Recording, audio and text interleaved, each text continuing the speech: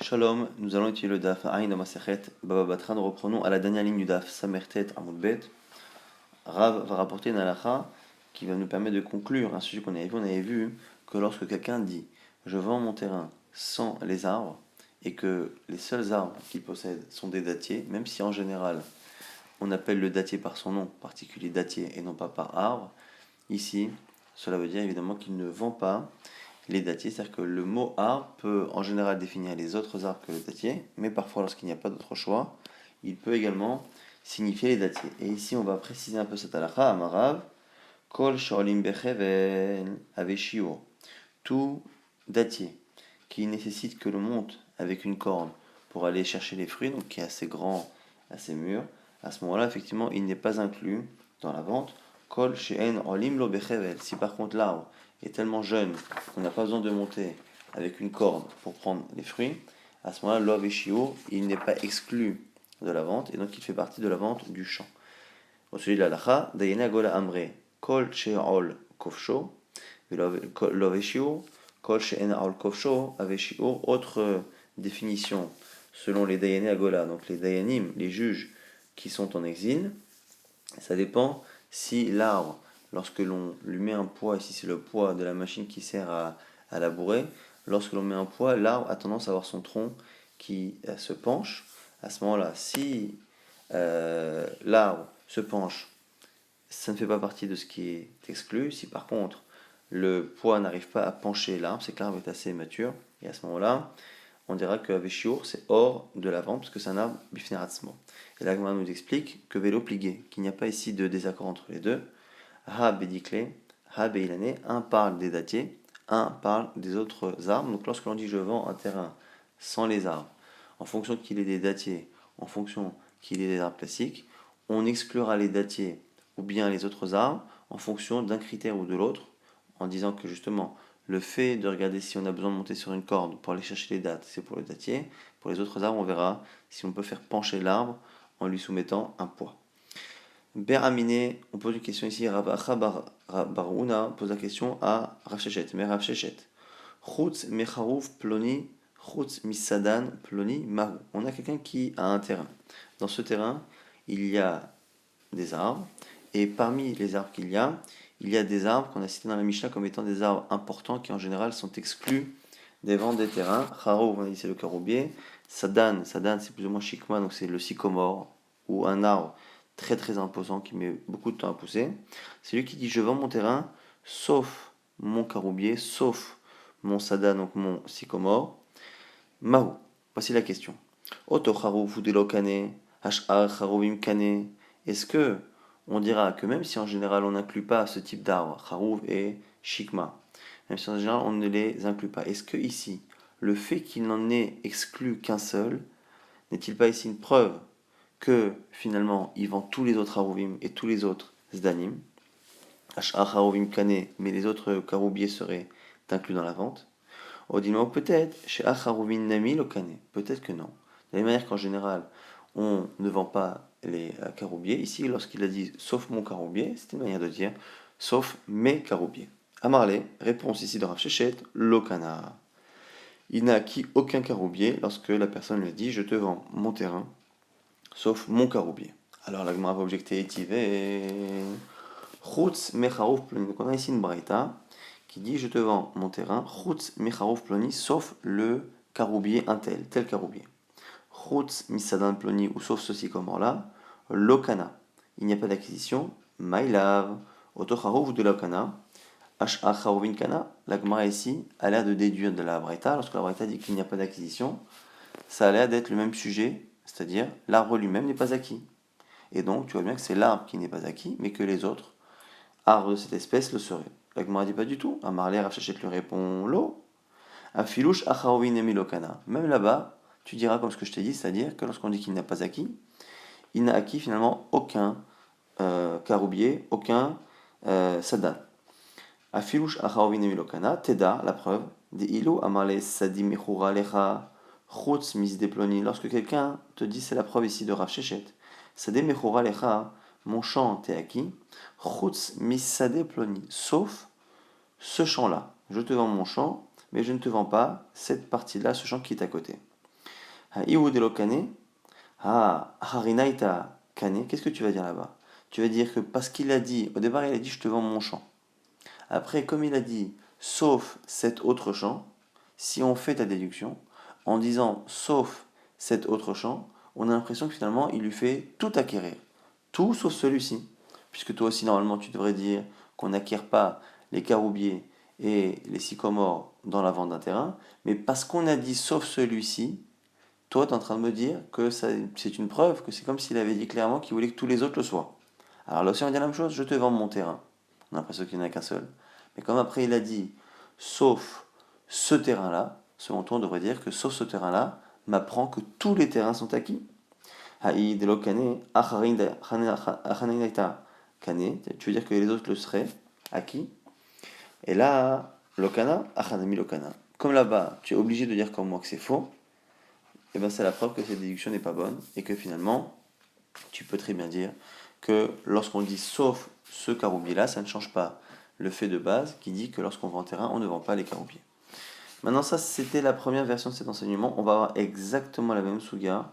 Cette fois, non pas entre quelqu'un qui dit sauf ce caroubier, et la question étant, est-ce qu'en disant sauf ce caroubier, il est en train de m'apprendre et d'induire que tous les autres le sont, mais c'est ici quelqu'un qui vend et qui ne vend pas la moitié d'un arbre, la moitié d'un caroubier. Est-ce que ici, le fait de dire qu'il ne vend pas cette moitié du caroubier sous-entend que l'autre moitié est acquise? Ou est-ce qu'on va avoir la même logique en conclusion que tout à l'heure, c'est-à-dire que le fait de dire en dehors d'eux n'est pas forcément une déduction si cette déduction est en contradiction avec le principe de base qu'un caroubier n'est pas acquis. Mais il y en a qui disent que que Ravacha a posé cette question à Rav Shechet,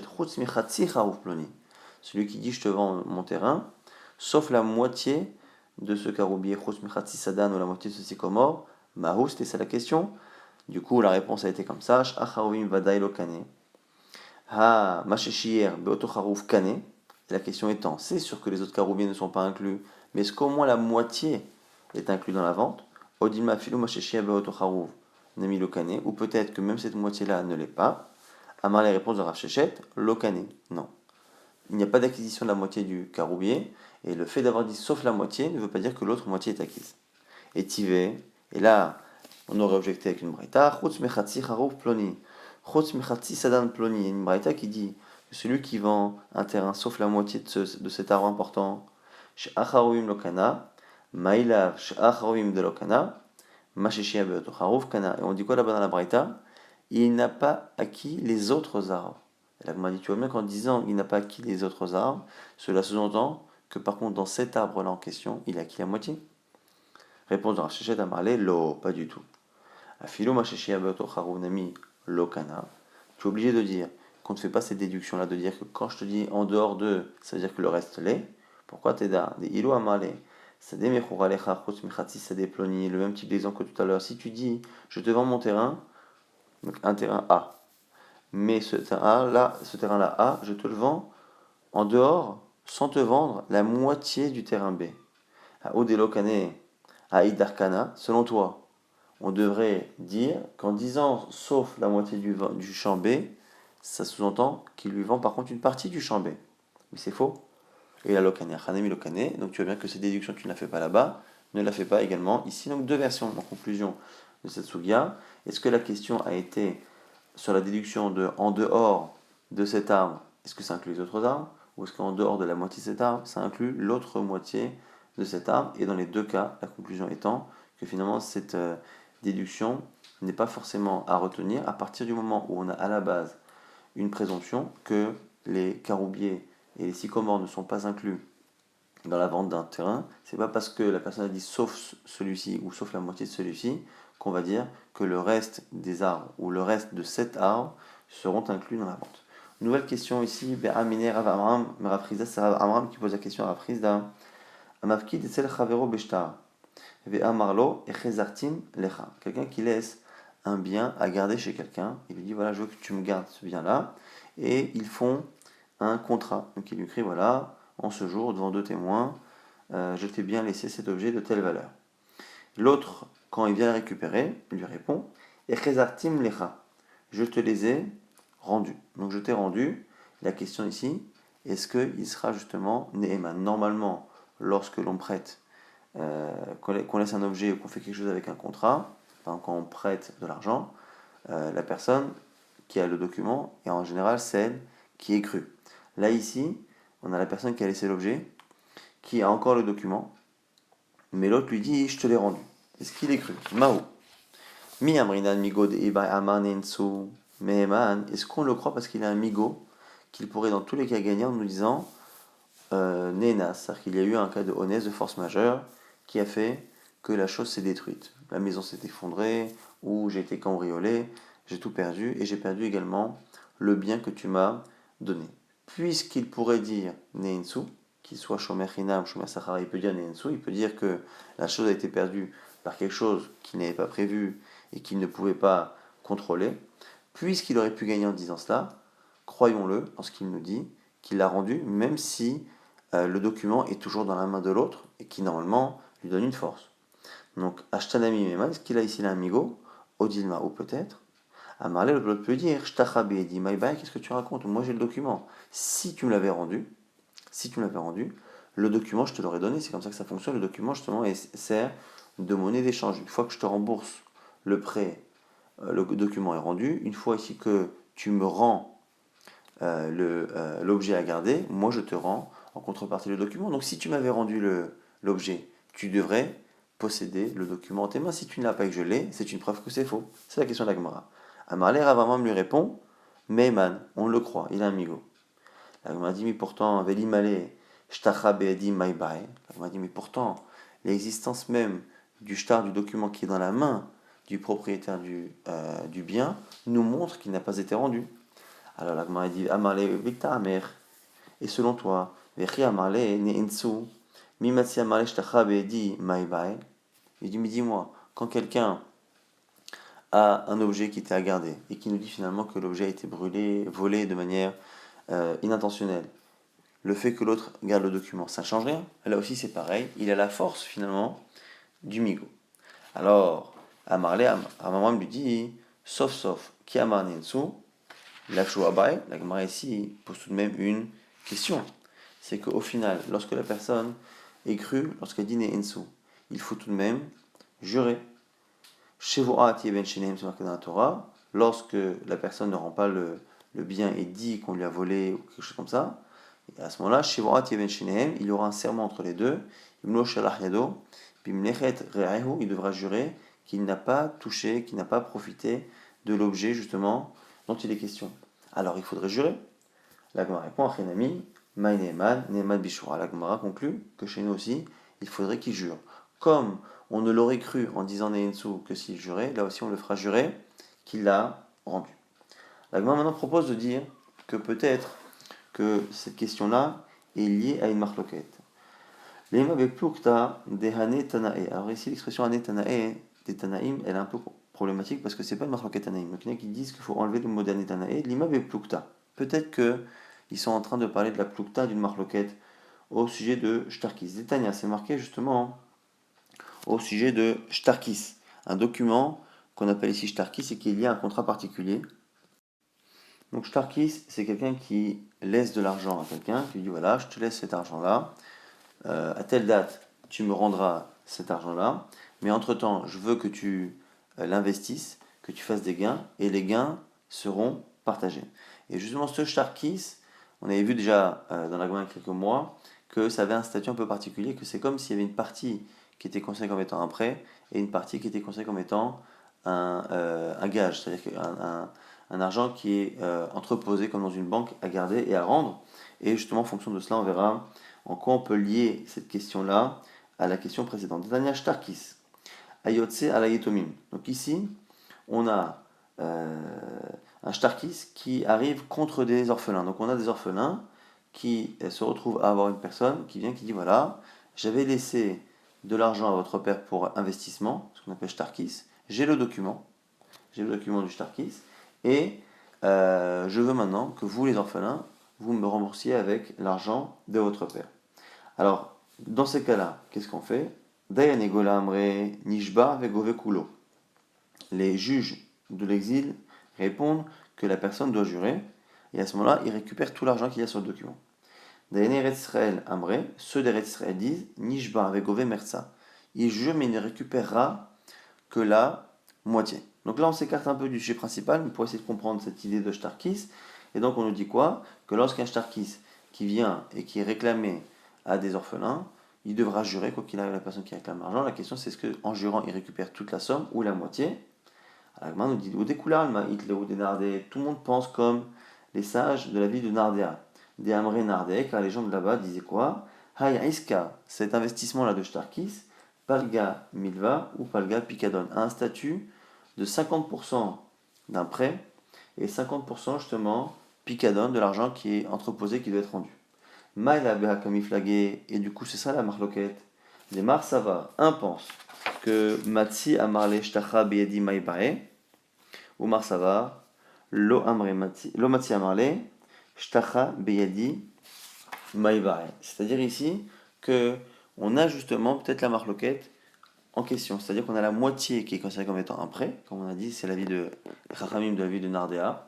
Donc la partie sur Milva, la personne réclame, donc on va dire que réclame 100, sur les 100, il y a 50 qui ont un statut de prêt et 50 qui ont un statut de picadone. Sur la partie qui est prêt, la personne devra jurer et récupérer cette moitié. La question, la marloquette entre Daïné Gola et Daïné Eretz Israël, c'est ce qui récupère l'autre 50%. L'autre 50% étant, comme on a vu, considéré comme étant un picadone, c'est peut-être ça la marloquette. Est-ce que la personne peut jurer et récupérer cet argent du picadone ou pas? Et donc du coup, quelle est finalement la raison de la marloquette? C'est que celui qui dit qu'il peut récupérer l'argent de picadone, c'est parce qu'il a le document. Et dès qu'il a le document, si j'ai le document, c'est la preuve que votre père n'a pas rendu. Parce que les orphelins, pourquoi ils voudraient ne pas rembourser? C'est en se disant peut-être que notre père a déjà remboursé avant. Mais puisqu'il a le document, il est gagnant. Et peut-être que celui qui dit qu'il ne récupère que 50% pense qu'il récupère les 50% du prêt, mais par rapport au picadone, par rapport donc, à l'argent qu'il a laissé en tant que picadone, le fait qu'il ait un document n'est pas forcément quelque chose qui est une preuve, et donc le père lui-même aurait pu dire je te les ai rendus, même si tu as le document, parce que j'aurais pu te dire qu'ils ont été brûlés, perdus, et donc c'est la raison pour laquelle il ne peut pas récupérer les 50%. La Gemara repousse cette lecture-là et dit lo de kule alma itleo de Rafrizda. Non, ils sont tous d'accord avec Rafrizda que techniquement, même si la personne a un document, la personne en face qui a gardé l'objet peut lui dire je te les ai rendus. Et crois-moi, ce que j'aurais pu te dire que on me les a détruits. Mais peut-être que la discussion entre Daïné Gola et Eretzrel est autre. De Marsava, imita départ et Meimar Have Ama. On a une autre présomption là-bas, c'est que c'est une marloquette. Est-ce que lorsqu'un père rembourse, il prévient ses enfants? Un, il pense qu'il aurait prévenu les enfants. Omar Sava, et l'autre pense, Imur Malach Hamavet ou des Hanse. Quelqu'un ne peut pas forcément prévoir du jour de sa mort, et donc il ne peut pas forcément prévenir, et donc il se peut que l'ange de la mort l'ait devancé et ne lui ait pas permis de prévenir ses enfants.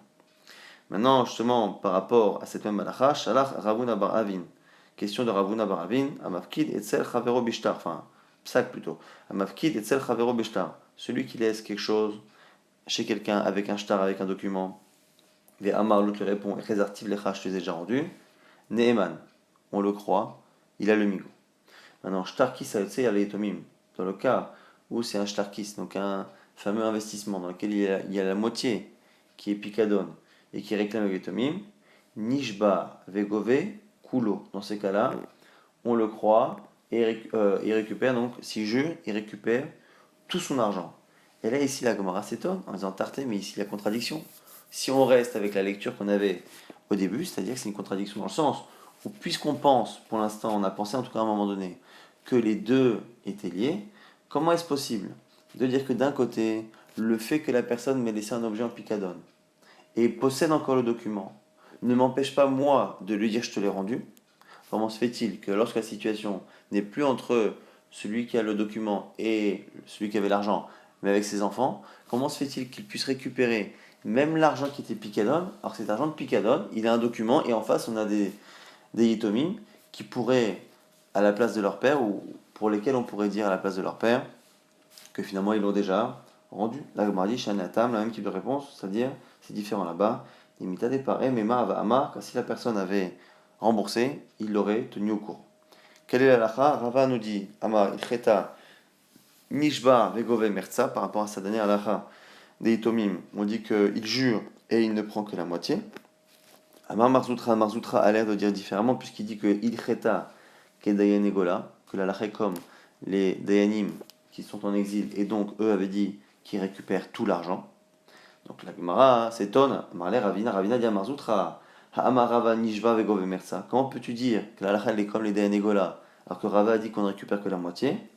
Amarle, réponse à ce moment-là ici de Marsutra, il dit Anan, de Dayan et Gola, Ipra, Batmila. Nous, on a une version opposée de la marloquette Dayan et Gola et Dayan et Israël, c'est-à-dire ce que vous avez au nom de Dayan et Gola, nous on l'a au nom de Dayan et Israël, et inversement. Donc finalement, quand moi je dis que la halakha est comme Dayan et Gola, c'est pas qu'il prend tout, c'est qu'il prend la moitié, puisqu'on n'a pas la même version de la marloquette, et donc du coup, ce que je dis ne fait que répéter les mots justement et le psaque de Rava. On va essayer rapidement de résumer ce qu'on a vu dans le DAF. On a vu que lorsque l'on vendait un terrain et qu'on ne voulait pas inclure dedans les arbres, si les seuls arbres qu'il y a dans le terrain sont les palmiers, à ce moment-là, tous les palmiers ne sont pas inclus. Si par contre il y a d'autres arbres, quand il dit en dehors des autres arbres, c'est les arbres, mais ça n'inclut pas les palmiers, parce que de manière générale, on n'appelle pas les palmiers un arbre, on appelle ça des palmiers par leur nom classique. Maintenant, ici, on nous avait dit que quand les palmiers sont jeunes, ou d'autres arbres sont jeunes, parfois ils sont inclus dans le terrain, même si on a dit en dehors des arbres. On avait dit c'est quoi la manière d'estimer la maturité de l'arbre, qui justement fait en sorte qu'il ne fait plus partie intégrante du terrain. On a dit pour les dattiers et les palmiers, c'est le moment où on a besoin de monter sur une corde pour aller chercher les fruits. Pour les autres arbres, c'est le fait qu'à un moment donné, on ne peut plus faire pencher le tronc de l'arbre. À ce moment-là, c'est un arbre qui est assez mature pour ne pas être considéré comme étant tafel, inclus par la vente du terrain. On a vu qu'on avait une question qui était posée à Rav Shechet avec deux versions différentes. Et finalement, ce qu'on avait appris, c'est que l'expression en dehors de ne vient pas nous prouver que le reste est acquis. On part du principe que de manière générale, dans un terrain, on a vu dans la Mishnah, on n'inclut pas les caroubiers, les sycomores et les arbres qui ont une telle importance que de manière générale, on sait très bien où ils sont, on sait très bien qu'ils appartiennent, et ça ne peut pas être inclus comme ça dans un terrain comme n'importe quel petit arbre. Ça, c'est une première présomption, c'est qu'on n'inclut pas ces arbres-là. La question, c'est est-ce que lorsque je vends un terrain et que je dis sauf ce caroubier, est-ce que du coup, l'expression sauf ce caroubier est en train de me prouver que finalement j'inclus les autres ou pas? Est-ce que finalement l'expression sauf cette moitié de caroubier montre que finalement l'autre moitié du caroubier est inclus? Et dans les deux versions de cette Sogia, Rachechet finalement disait en conclusion que l'expression en dehors d'eux n'est pas forcément une preuve absolue que le reste est acquis. Donc on reste avec la présomption de base que les caroubiers, les sycomores ne sont pas inclus. On avait vu Nalacha de Rav Rizda qui disait que lorsque quelqu'un laissait un objet à garder chez quelqu'un d'autre et qu'il écrivait un document et que donc le propriétaire gardait le document et normalement ne le rendait au gardien que lorsque le gardien lui rend ce même objet.